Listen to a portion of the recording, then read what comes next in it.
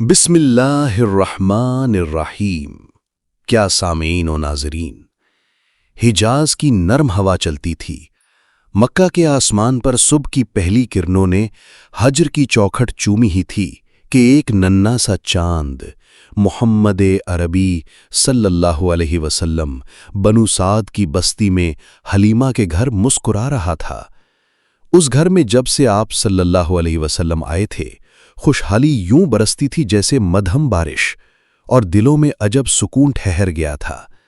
بکریاں پہلے سے زیادہ دودھ دیتیں، کھیت لہلہا اٹھتے، اور ہر چہرے پر شکر گزاری کا تبسم۔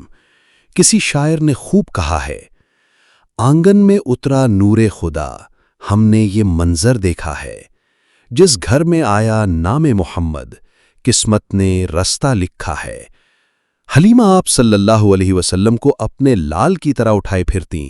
کھیلتے کودتے بچے، دھوپ میں سنہری خاک کے ذرے، اور ایک ننھا مصطفیٰ صلی اللہ علیہ وسلم جن کے اطوار میں وقار بھی تھا اور معصومیت بھی۔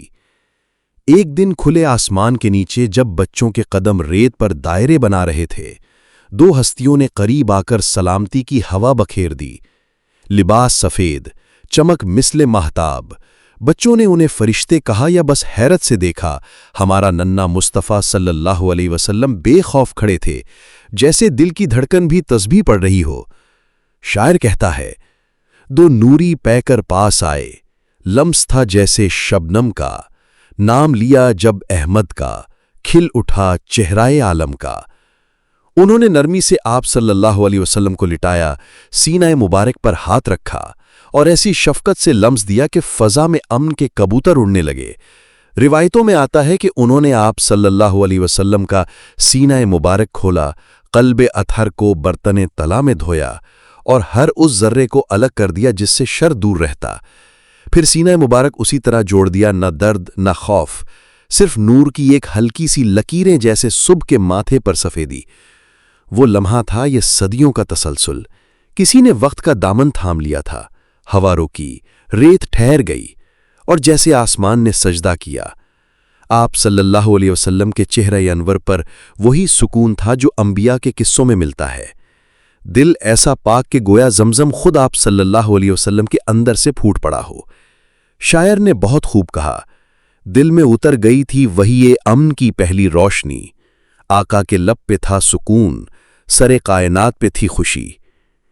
اسی اثنا میں ساتھ کھیلتے بچے دوڑتے ہوئے گھر لوٹے، آنکھوں میں حیرت، زبان پر ہکلاہٹ، حلیمہ حلیمہ محمد۔ حلیمہ کے قدم لرزے، مگر ماں کے قدموں میں جب عشق رہنمائی کرے تو خوف کی دیواریں ریزہ ہو جاتی ہیں۔ وہ دوڑتی ہوئی آئیں، دیکھا کہ ننھے مصطفیٰ صلی اللہ علیہ وسلم ٹھہرے ہوئے ہیں، چہرہ چاند، پیشانی پر نوری لکیریں، اور آنکھوں میں اتنی گہرائی کہ دریا شرمائیں۔ حلیمہ نے آپ صلی اللہ علیہ وسلم کو بازوؤں میں سمیٹا، نبضیں سنبھلیں، سانسیں ترتیب پائیں، دل کے اندر ایک خاموش نعت گونجنے لگی۔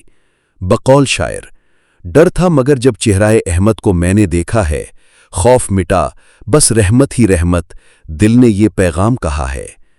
انہوں نے یہ واقعہ عبد المطلب اور پھر آمنہ کو سنایا، مکہ کے حجر اسود کی طرح سچا، زمزم کی طرح صاف بیان۔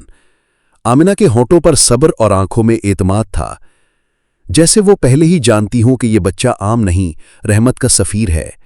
یہ واقعہ ڈر کی کہانی نہیں، یہ امانت کی پہچان ہے۔ اس دن ایک معصوم دل کو وہ قوت عطا ہوئی جس سے آگے چل کر دنیا کی راتیں روشن ہونی تھیں، غلام آزاد ہونے تھے، یتیم سینے سے لگنے تھے، اور دلوں کے بت ٹوٹنے تھے۔ شق صدر نے دراصل راستہ سیدھا کیا، ظلمت سے نور تک، اندھیرے سے چراغ تک۔